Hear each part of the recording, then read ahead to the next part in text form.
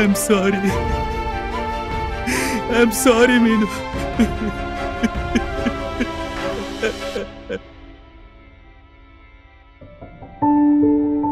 తను ఆ రోజు అలా అడిగేసరికి నాకేం చేయాలో అర్థం కాలేదమ్మా.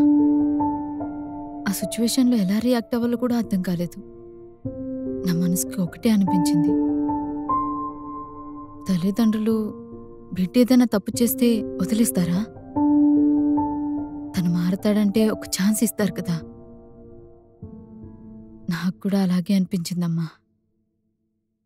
తనకి నేను, నాకు తను తప్ప ఇంకెవరున్నారమ్మా?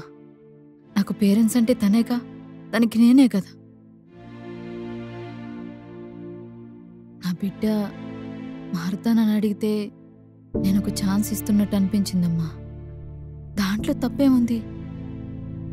ఏంటి మీను ఈ పిచ్చి నమ్మకం? అమ్మా, నేను కష్టాల్లో ఉన్నప్పుడు ఈ సొసైటీ ఎక్కడుందమ్మా? అప్పుడు నువ్వే కదా నన్ను చూసుకున్నావు. తర్వాత తనే కదా నన్ను పెళ్లి చేసుకున్నాడు. లేకపోతే ఎన్ని హెల్త్ ప్రాబ్లమ్స్ ఉన్నా ఈ అనాథని ఎవరమ్మా పెళ్లి చేసుకుంటారు? అతను ఎందుకు చేసుకున్నాడో అర్థమైంది కదా.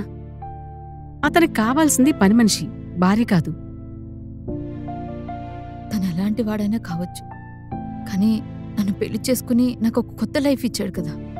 నేనిప్పుడు ఒక ఛాన్స్ ఇస్తే మా ఇద్దరికి ఒక కొత్త లైఫ్ స్టార్ట్ అవుతుంది కదమ్మా.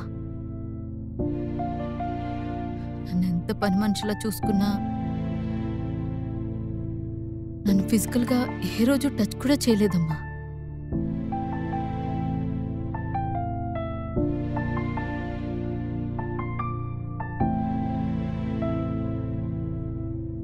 అవునా?